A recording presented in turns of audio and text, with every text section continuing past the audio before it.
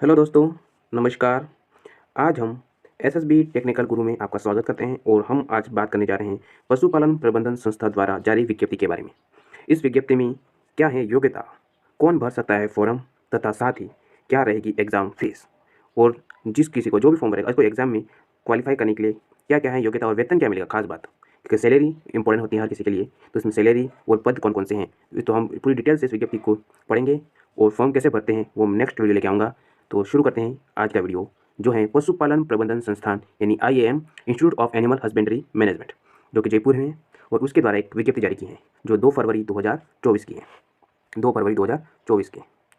तो इसमें लिखा है कि विज्ञापन संख्या एडवर्टाइजमेंट 01/1 AM 2024, ठीक है।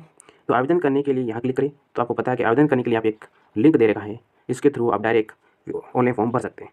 लेकिन इससे पहले हम इस विज्ञप्ति को पूर्ण रूप से पढ़ेंगे, क्या क्या योग्यता है, क्या कोई बाउंडेंस है, नहीं, वो सब देखेंगे। तो शुरू करते हैं फिर से।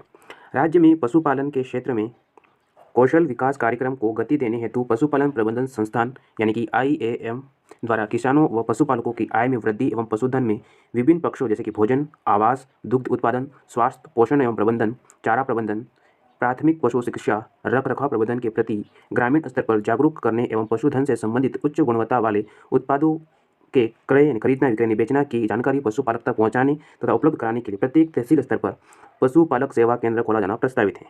तो ये जो कि इस विज्ञप्ति में बता रहा है वही मैं पढ़ रहा हूँ। तो इस हेतु संस्था द्वारा विभिन्न पदों के लिए योग्य उम्मीदवार से ऑनलाइन परीक्षा के लिए ऑनलाइन आवेदन आमंत्रित किए जाते हैं, ठीक है। तो देखते हैं और आगे कौन कौन से पद हैं और क्या है इसका, क्या है पदों की संख्या, साथ ही क्या है इसकी योग्यता और वेतन।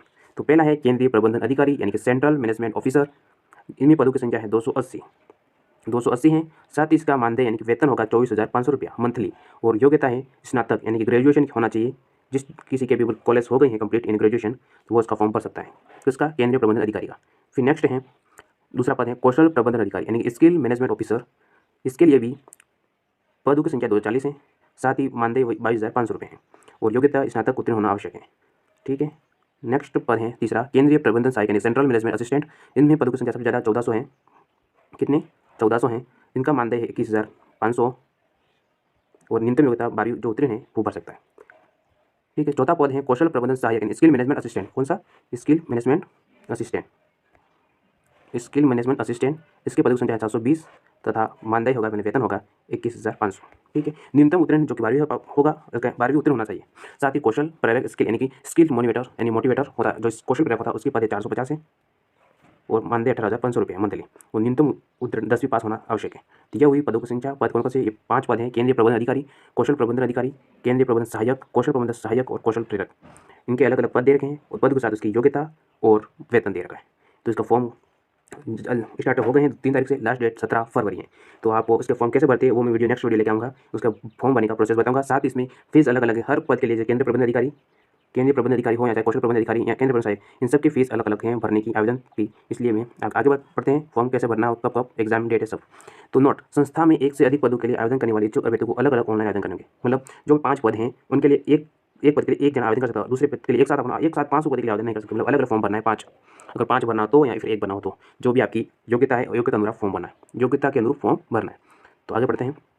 मतलब आयु सीमा है कि किस आयु के लोग इस फॉर्म भर सकते हैं। तो केंद्रीय जो प्रबंधन अधिकारी हैं उनके लिए आयु है वो 21 वर्ष न्यूनतम होनी चाहिए और अधिकतम 45 वर्ष होनी चाहिए।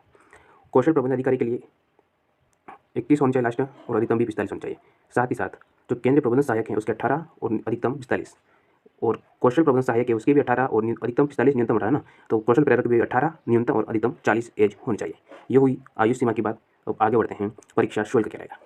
तो केंद्रीय प्रबंधन जो अधिकारी हैं सेंट्रल मैनेजमेंट ऑफिसर, सभी वर्गों के लिए, चाहे एसटी हो, एससी हो, ओबीसी हो या जनरल हो, सभी के लिए जो शुल्क रहेगा वो 850 रुपये होगा।